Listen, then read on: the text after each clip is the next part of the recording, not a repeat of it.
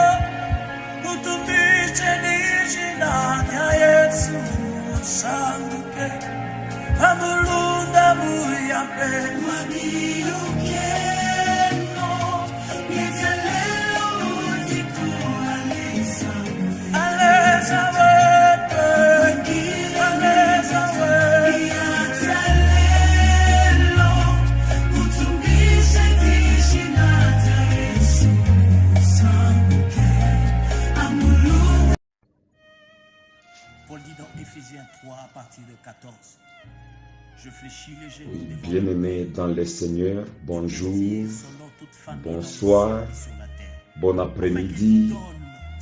Cela dépend de là où vous êtes en train de m'écouter.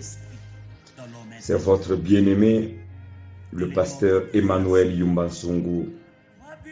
Shalom, bien-aimé, shalom. Bon dimanche à tous qui sont en train de nous écouter pendant ce moment. Bien-aimé, je suis venu avec un thème qui est très important. Un thème qui va beaucoup plus nous aider. Oui, le message d'aujourd'hui est intitulé « Votre fondement et vos problèmes ». Donc, vos origines et vos problèmes. Ce sont des choses qui sont liées.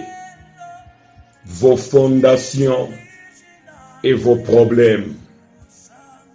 Ce thème nous fournira des réponses profondes à de nombreuses questions posées par des chrétiens. Beaucoup de gens, à plusieurs reprises, m'ont fait ce genre de questions. Pourquoi je continue à se battre avec le problème de la vie qui ne se termine pas? Il n'y a même rien qui promet que ma situation va changer. Et pourtant, j'ai déjà donné ma vie à Christ.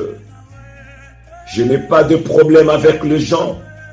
Je n'ai jamais volé les choses d'autrui, ni prendre la femme d'autrui.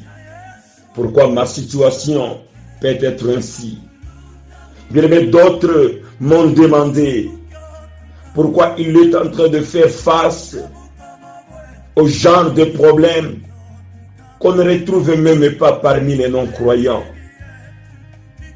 Alors pourquoi lui qui est l'enfant de Dieu peut subir des choses pareilles? Comme conséquence, beaucoup de gens ont décidé d'abandonner la foi, pensant que Dieu les a abandonnés. Les gens pensant que Dieu les a rejetés. Non, cela n'est pas le cas. Le problème, c'est quoi? Mais le problème, c'est beaucoup de gens sont en train de vivre comme si le passé n'existe pas. Écoutez-moi bien. Si votre grand-père ou votre père était un prêtre féticheur ou attaché aux idoles, sachez bien que votre vie est bâtie sur le fondement de l'idolâtrie ou du fétichisme. Donc si votre père ou vos grands-pères ou vos ancêtres étaient les gens qui étaient basés sur l'idolâtrie. Vous devez savoir que votre origine, votre fondation, c'est l'idolâtrie ou du fétichisme. Donc si votre grand-père ou tes parents étaient impliqués dans le meurtre ou dans le rituel, dans le sacrifice des nouveau-nés, sacrifice des jumeaux et de vierges femmes, donc à leurs idoles, alors votre fondement a un problème, bien-aimé. Votre fondement a un problème. Parce que qu'est-ce qu'un fondement? Donc qu'est-ce qu'une fondation? Oui, les fondements, c'est la base dont dépend quelque chose, sur laquelle elle repose. Le fondement, c'est la fondation qui soutient une structure tout entière. Toutes les jolies maisons que nous sommes en train de voir, ou encore les barrières, sont posées sur des fondements qui ont été creusés profondément dans la terre pour soutenir la maison, pour soutenir une barrière. Je sais pourquoi j'insiste sur les fondements. C'est parce que beaucoup de gens ignorent leurs sources. Beaucoup de gens ignorent leur origine ou leur fondement. Mais beaucoup de gens ignorent ça. Dans Ésaïe chapitre 28 et le verset 16, la Bible nous dit ceci. C'est pourquoi ainsi parle le Seigneur l'Éternel. Voici j'ai mis pour fondement en Sion une pierre éprouvée, une pierre angulaire de prix, solidement posée. Celui qui la prendra pour appui n'aura point hâte de fuir. Bien, mais voici maintenant Dieu qui veut planter notre rédemption et notre salut. D'abord, il a posé une fondation solide. Nous venons de voir comment Dieu a posé un fondement très solide. C'est-à-dire, bien-aimé, chaque architecte avant de bâtir, chaque maçon avant de bâtir, font des fondements là très solides. Des fondations doivent être solides. Raison pour laquelle vous voyez, la vie de beaucoup de gens sont en train d'être ruinés, détruits. Tout cela dépend de la fondation à laquelle ta vie est bâtie. Même Psaume chapitre 11 et le verset 3 nous disent: quand les fondements sont renversés, le juste, que ferait-il? Bien, mais c'est un point très capital. C'est-à-dire, si votre fondement est mauvais, malgré que tu sois injuste, malgré que tu es né de nouveau, au lieu de vivre ce que Dieu a planifié pour ta vie, tu vas vivre ce que les sorciers ont planifié pour ta vie. Tu vas vivre les désastres. Tu vas vivre la misère. Ne te contente pas de ce que tu as aujourd'hui. Ne te contente pas de ce que tu es aujourd'hui. Si ton fondement est mauvais, si votre fondation bien-aimée est mauvaise, ta vie finira de s'écrouler un jour. Tu rencontreras une misère. Et tu te demanderas d'où est venue cette misère. C'est parce que tu n'as pas tenu compte de ton fondement. Tu n'as pas tenu compte de ta fondation. Tu n'as pas tenu compte de ton origine. Ne te contente pas de ce que tu es aujourd'hui, ni de ce que tu as aujourd'hui. regarde ton fondement. C'est là où est bâti toute ta destinée. Bien-aimé, votre destinée, c'est quoi? Si nous parlons du destin, c'est quoi?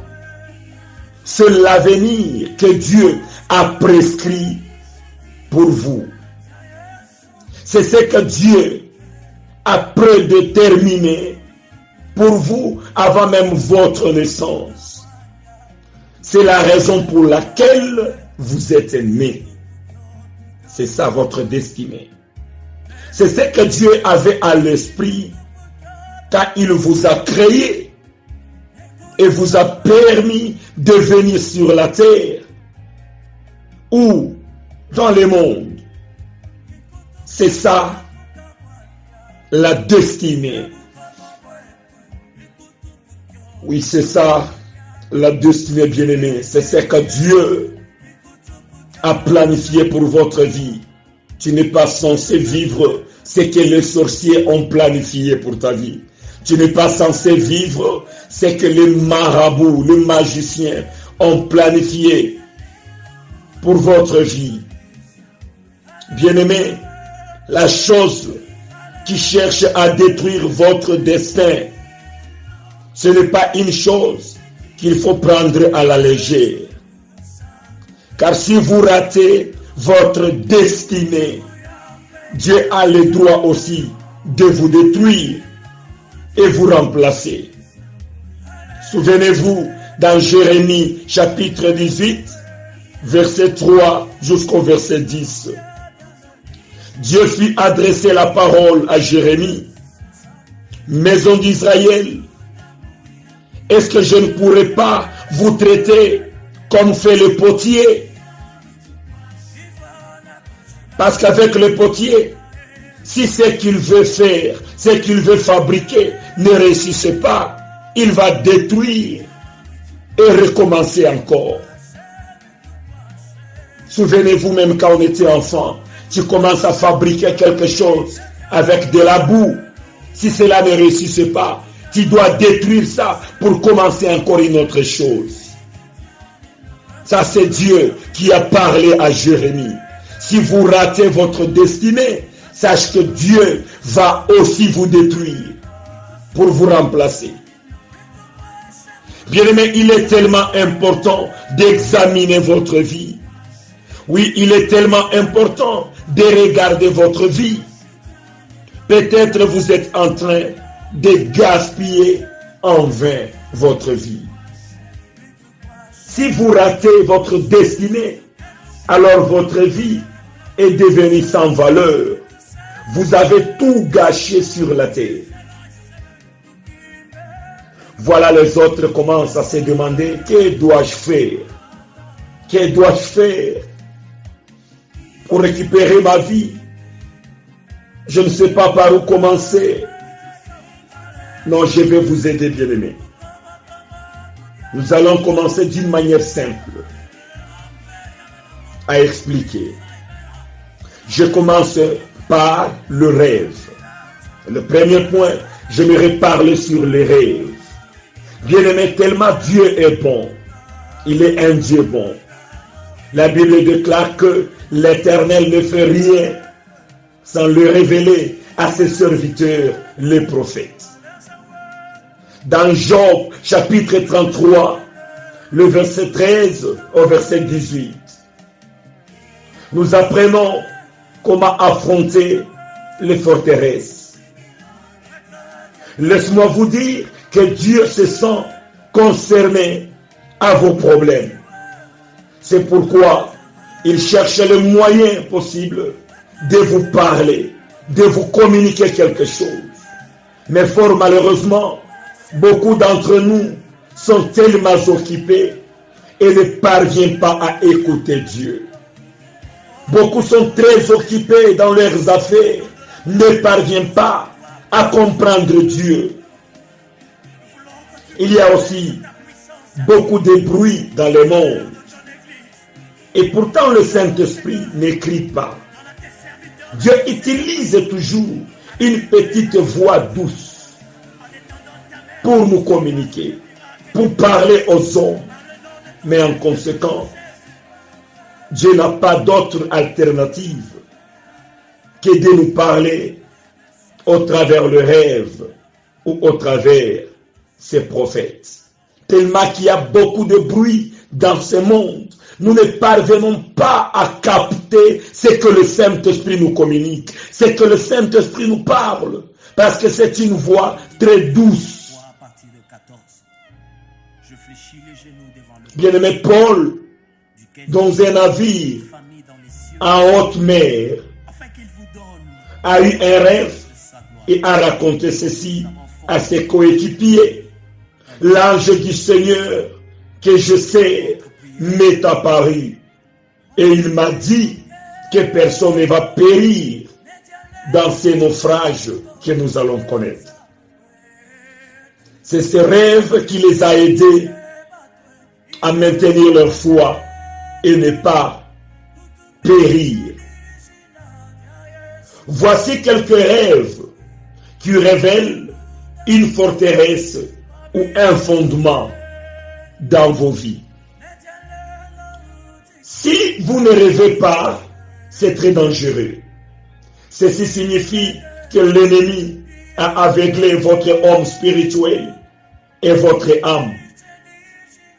Si c'est votre cas, il faut prier avec une folie sainte afin que Dieu restaure votre écran de surveillance spirituelle qui a été volé par l'ennemi. Bien, mais c'est très important. Il y a ceux qui ne peuvent même pas se rappeler de leurs rêves. Il se peut, mais qu'ils sachent qu'ils ont eu un rêve. Mais leur système de rappel est défaillant. Alors ils sont incapables de se rappeler du détail du rêve. Bien, mais c'est un danger pour votre vie. C'est l'ennemi qui est en train d'opérer, de vous cacher quelque chose. Il faut faire beaucoup attention. Ok, j'aimerais donner quelques rêves. Premièrement, des rêves indiquant un retour à l'enfance. C'est-à-dire vous êtes toujours en train de rêver quand vous étiez à l'enfance. Est une manifestation du pouvoir de retardement qui ne veut pas que vous progressiez au-delà de vos limites. Il faut faire attention. Deuxièmement, si vous rêvez que vous portez des habits à des lambeaux, donc des habits de chiqueté, c'est-à-dire l'ennemi cherche à mettre la pauvreté et l'embarras sur votre vie. Troisièmement, mais si vous rêvez continuellement que vous êtes mis dans un cage, en prison ou entravé, il y a des forces de limitation, des forces de rétrogradation œuvrant dans votre vie. Quatrièmement, si vous rêvez sans cesse que vous servez toujours les autres, c'est l'esprit de l'esclavage. Cinquièmement, si vous rêvez toujours que vous commencez quelque chose sans jamais l'achever, que ce soit un voyage, des études ou autre chose, ceci signifie que vous avez une onction de vagabondage. Vous commencerez toujours à tourner en rond. Sixièmement, si vous rêvez en train de faire l'amour avec un partenaire de sexe opposé, dans un rêve, cela est preuve de la présence d'un mari de nuit ou d'une femme de nuit. Ceci apporte tout genre de problèmes conjugaux. C'est-à-dire, si vous n'avez pas de mari ou de femme, ça vous serait difficile de trouver un mariage. Ou encore, si vous êtes dans un mariage, ça sera un mariage toujours péril, à de sérieux problèmes qui va finir à causer le divorce. Il faut éviter les maris de nuit et des femmes de nuit. Ce sont des démons, ce sont des morts qu'on a réveillés et on vous envoie Et on vous donne l'image de la personne que vous connaissez, pensant que c'est la personne que vous connaissez, mais ce sont des fantômes que vous êtes en train de coucher avec. C'est très dangereux, bien-aimés. Il faut faire beaucoup attention à cela. Que Dieu vous fasse grâce. Que Dieu vous fasse grâce. En tout cas, bien-aimés, si c'est votre cas, vous rêvez toujours des maris de nuit, des femmes de nuit. Veuillez contacter les hommes de Dieu, les pasteurs, pour votre délivrance. Oui, 7e point. Si vous rêvez constamment de la mort, ceci signifie que l'ennemi veut clôturer le chapitre de votre vie. Il veut fermer définitivement tous les domaines de votre vie, donc s'en finir avec vous. Oui, 8e point. Si vous continuez à voir des membres de la famille qui sont déjà morts, ceci signifie qu'il y a une forteresse dans votre famille qui permet aux esprits ancestraux de vous poursuivre. 9e point.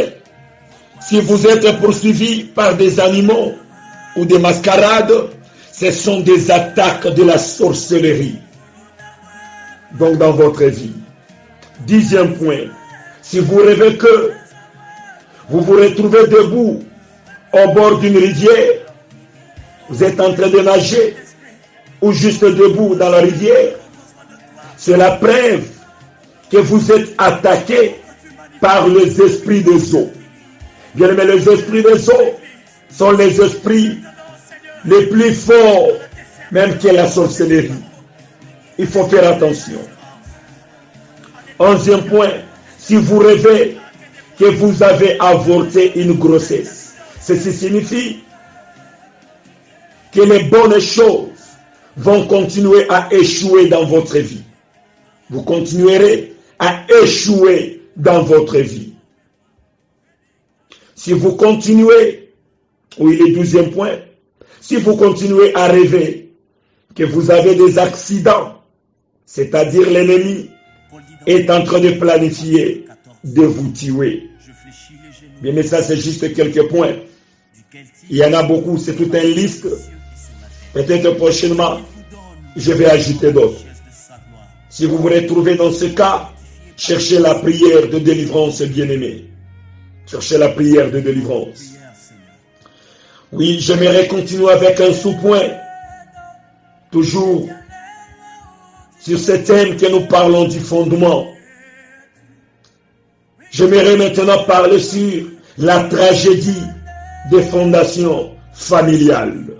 La tragédie des fondations familiales.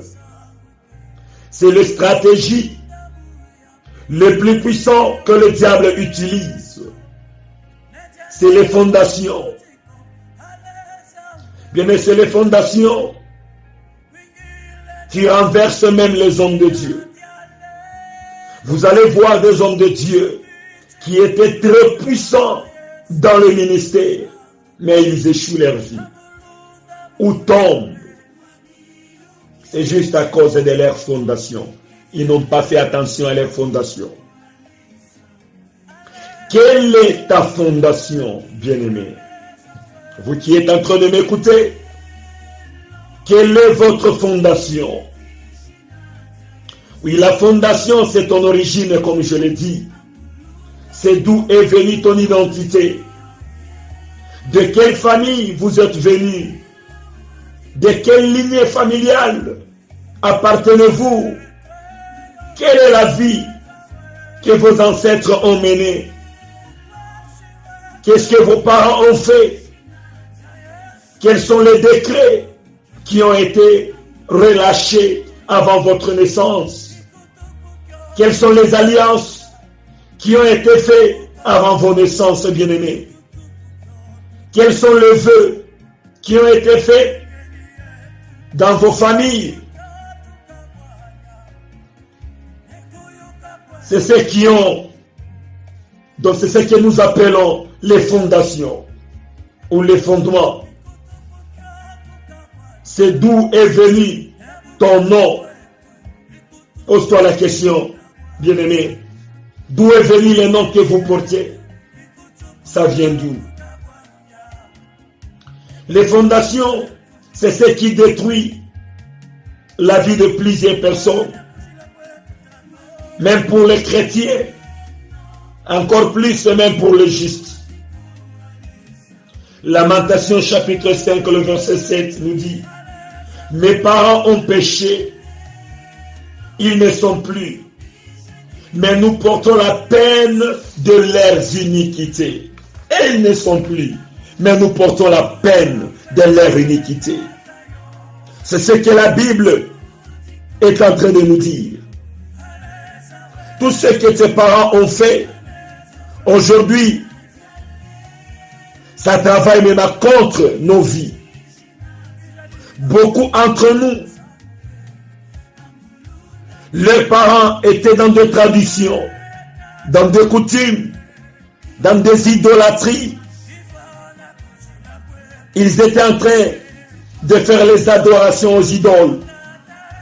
Ou encore, beaucoup d'entre nous, vos parents, vous ont amené chez les marabouts, soi-disant pour vous protéger. Qui vous a dit que les marabouts protègent? Qui vous a dit? Est-ce que vous ne savez pas que les marabouts sont des sorciers? Ils ne peuvent jamais vous protéger, ni vous donner une bonne chose. Les marabouts sont aussi des ministres de Satan.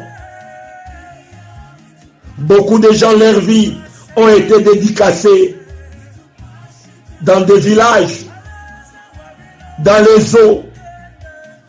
Beaucoup de personnes ont été lavées par des marabouts à leur enfance. Beaucoup de personnes ont des tatouages. Peut-être vous étiez malade. Vos parents ont décidé de vous amener dans des maisons de charlatans. Bien-aimé, votre vie est gâchée. Beaucoup de personnes ont amené des sacrifices aux marabouts. Beaucoup de personnes ont laissé leur nom entrer chez les marabouts. Certains d'entre nous, leurs grands-pères continuent jusqu'à maintenant à faire des sacrifices et d'incantations, soi-disant, il est en train de vous protéger. Parce qu'on avait dédicacé votre vie aux ancêtres. À cause de tout ça, vous êtes en train de souffrir aujourd'hui. C'est à cause de tout ça. Exemple bien-aimé, il y avait une femme qu'on avait renvoyée dans son mariage. Quand elle a fait des enquêtes, on a dit que la source, c'est son arrière-grand-père. Donc ses grands-mères, imaginez-vous, sa grand-mère avait triché dans son mariage. Alors le mari, dans sa colère, l'avait maudit. Que toute femme qui sortira de toi, on commencera à lui chasser du mariage. Alors, toutes les femmes de cette lignée étaient renvoyées du mariage. Elles peuvent faire 3 ou 4, 7 ou 8 mariages.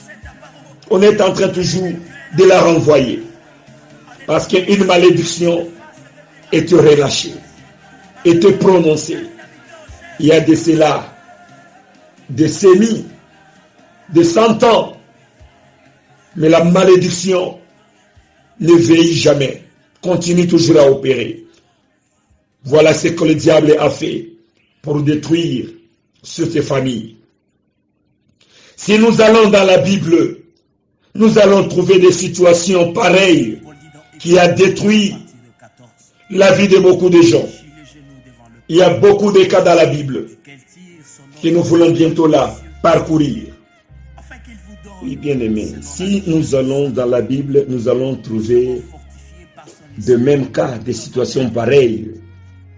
Oui, nous commençons avec David. Si nous voyons David, il avait un problème sexuel. David n'arrivait pas à contrôler sa vie sexuelle. À cause de son péché sexuel, il s'est retrouvé en train de faire un meurtre. Et ce péché sexuel s'est transféré à ses enfants. Un enfant de David a violé sa sœur.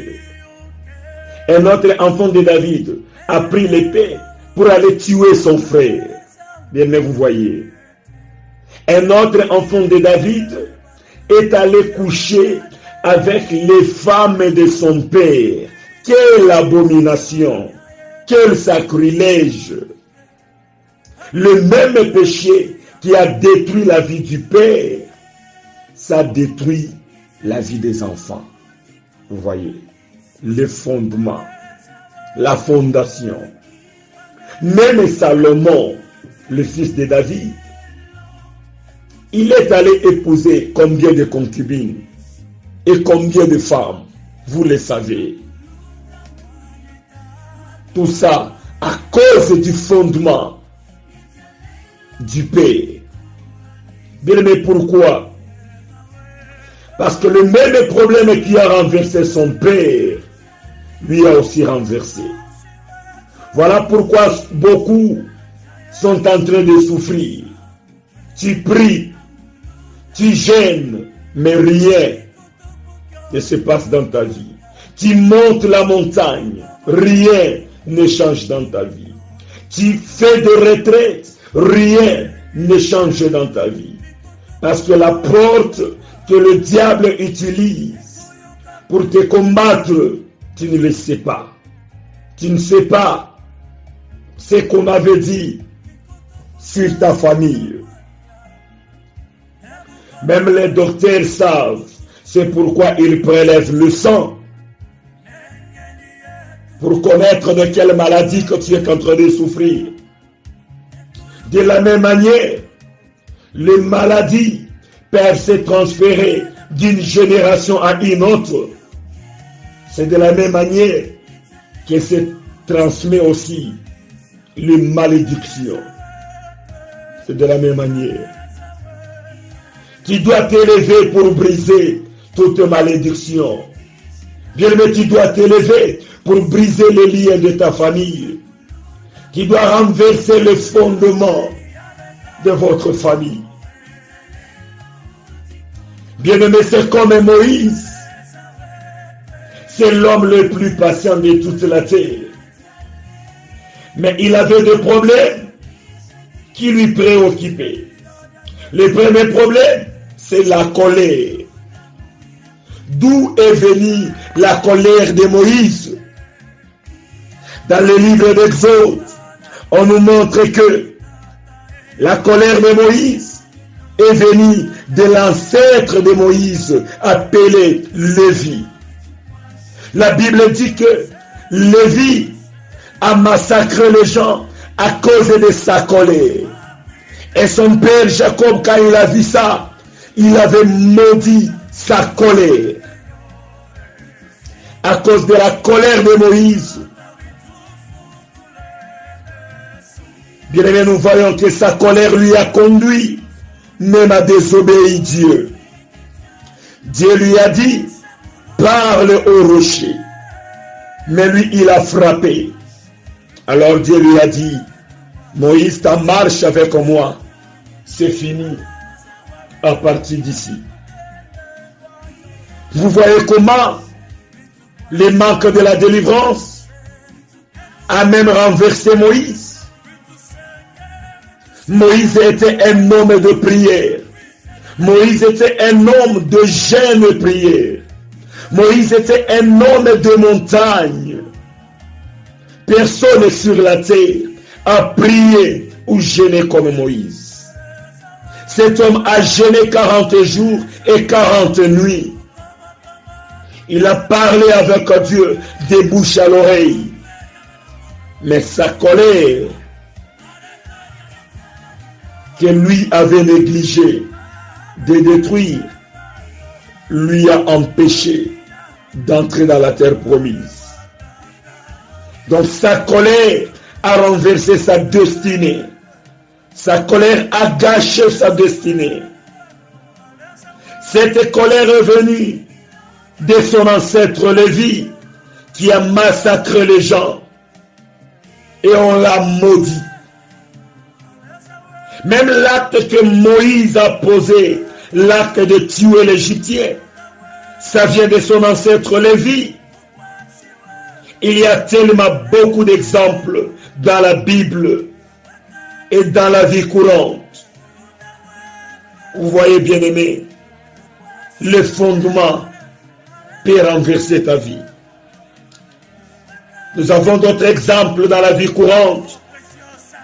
Il y avait dans une famille 5 sœurs qui, après avoir été mariées, elles étaient tous renvoyées dans la maison de leur père. L'une d'elles résolut que ça ne sera pas ainsi pour elle. Elle est allée voir les hommes de Dieu qui lui ont donné le programme de la prière.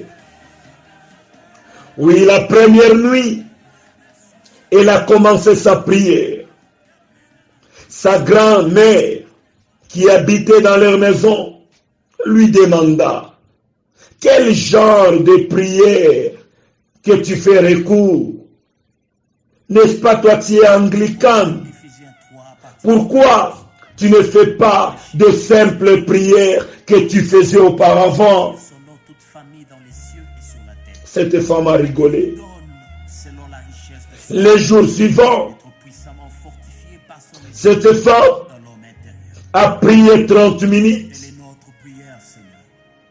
Jour suivant, elle a encore intensifié la prière. Elle a fait 2 heures du temps. Quand la grand-mère a vu ça, elle est allée l'interpeller encore pour la dire: donc tu dois faire garde contre les risques de tuer quelqu'un par ce genre de prière que tu commences à faire. Tu dois faire attention. Les jours après, elle a encore intensifié la prière. Mais là, cette fois-ci, la prière a duré 3 heures du temps. Oui, le lendemain matin, la grand-mère ne se réveilla pas. Donc, elle était morte. Lorsqu'on regarda sur son lit, il y avait un petit cadenas dans ses affaires. Donc, un cadenas là très bizarre. On les fit sortir. On a mis l'onction à l'intérieur. On a brisé les cadenas. Il y avait à l'intérieur un petit bout de papier avec des cotons, donc imbibés de sang. Les noms de ces 5 sœurs y étaient écrits. On y versa l'onction et on a brûlé ces papiers-là. Voilà, la vie de ces 5 sœurs était maintenant restaurée. Leur mari les a suivis encore à la maison de leur père pour les retourner dans le mariage. Vous voyez, une petite chose qu'on pouvait négliger avait bloqué la vie de ces 5 sœurs bien-aimées. Les fondements. Quel est votre fondement? Quelle est votre fondation? Bien-aimés, posez-vous cette question. Oui, bien-aimés, nous bénissons l'Éternel Dieu. Nous arrivons à la fin de notre message. Je vais prier pour tout le monde qui était en train de nous écouter. Gloire à l'Éternel Dieu. Oui, Seigneur, nous te disons merci de nous avoir donné de bonnes révélations. Merci pour un message très important, oh Dieu. Gloire te soit rendue, Papa. Père éternel Dieu, par l'autorité de la croix de Golgotha, que tu m'as mandaté, je commence à prier pour mon frère et ma soeur qui est en train de m'écouter pendant ce temps. Si les réseaux sociaux, laisse que ton onction commence à traverser et lui toucher au nom de Jésus-Christ de Nazareth. Par l'onction que tu m'as donnée, Seigneur, je commence à renverser le fondement auquel la vie de mon frère et ma soeur était bâtie. Si ta vie était bâtie sur les alliances maléfiques, si ta vie était bâtie sur des paroles négatives, les paroles de tes ancêtres, sur le vœu, ou si les incisions démoniaques qu'on a fait à ton corps, si ta vie était bâtie sur les sacrifices démoniaques qu'on a fait dans votre famille, bien-aimé, aujourd'hui, je me lève comme la bouche de l'Éternel Dieu. Je renverse ces fondements au nom de Jésus-Christ de Nazareth. Je déclare que tu es libéré aujourd'hui. Si ta relation avec les idoles de la maison de ton père était à la base de ton malheur, je brise ces relations au nom de Jésus-Christ. Je renverse ces relations, ces fondements au nom de Jésus-Christ de Nazareth. Oh, que Dieu te libère, bien-aimé. Si l'ennemi avait dérouté ta destinée, il avait changé ta destinée. Si l'ennemi t'a imposé sa destinée, si tu es en train de vivre le plan des sorciers, aujourd'hui, je brise ce plan de sorciers sur ta vie. Je renverse. Laisse que le feu de Dieu va réparer toute ta fondation qui était mauvaise. J'ai détruit ça au nom de Jésus-Christ. J'ai détruit ça au nom de Jésus-Christ. J'ai détruit toute mauvaise fondation dans ta vie. Le sang de Jésus-Christ visite ta fondation et commence à purifier toutes les dépôts maléfiques. Que ton sang soit assaini avec le sang de Jésus-Christ. Gloire à l'Éternel Dieu. Gloire à Dieu. Que tous tes pouvoirs qui t'accusent, tous tes pouvoirs qui te réclament à cause de la fondation de tes parents ou de tes ancêtres, que ce pouvoir tombe et meure au nom de Jésus-Christ de Nazareth. Tout esprit impur qui se manifeste dans ta vie sous forme de la colère ou sous forme du mensonge, forme de l'alcool, sous forme de sentiments sexuels exagérés. Tout esprit impur qui se manifeste dans ta vie sous forme de l'impudicité, bien-aimé, qui t'empêche d'entrer dans ta terre promise, que cela soit brisé aujourd'hui, que ça soit brisé au nom de Jésus-Christ de Nazareth. Je vous déclare être délivré au nom de Jésus. Je vous déclare aujourd'hui être libéré de toute maladie sorcellerie ou satanique, toutes les maladies maléfiques qui étaient dans ta vie. Allez, commence à te quitter au même moment de ma parole. Je déclare que tu es délivré, tu es guéri au nom de Jésus-Christ de Nazareth. J'ai détruit l'esprit du célibat dans ta vie, les échecs exagérés, les déceptions, tu n'avances pas dans tes études. Je brise cela au nom de Jésus. Toutes les échecs qu'on t'a imposés te soient enlevés aujourd'hui. Retrouve maintenant la réussite dans tes études au nom de Jésus-Christ de Nazareth. Oui, que ton mariage soit restauré. J'ai détruit tout pouvoir maléfique qui ont tendance à détruire ton mariage, je les détruis au nom de Jésus-Christ de Nazareth. Gloire à l'Éternel Dieu. Gloire à toi, Seigneur. Oh Dieu, c'est toi qui as créé le ciel et la terre. Que tous tes cadenas qu'on avait fermés pour bloquer la vie de mon frère et de ma soeur, que ces cadenas-là soient explosés. Je verse l'onction de Dieu.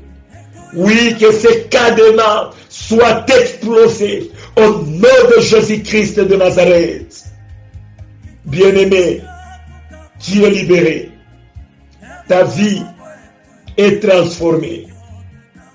Ta vie est transformée. J'ai brûlé toute la liste où on avait écrit ton nom.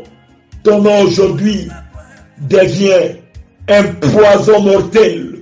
Quiconque prononcera ton nom dans le mauvais sens, tout agent de la sorcellerie qui prononcera ton nom, que ton nom soit maintenant du poison mortel sur leur gorge et dans leur ventre. Gloire à l'Éternel Dieu. Que l'Éternel Dieu vous bénisse. Que l'Éternel Dieu vous bénisse. À tout moment que vous allez écouter cette prière, dis seulement Amen. Tout ce que je priais te sera bénéfique. Oui, si tu peux m'aider à dire Amen là où tu es bien-aimé, crie seulement Amen. La main de Dieu te saisisse et l'Esprit de l'Éternel Dieu te saisisse où tu es.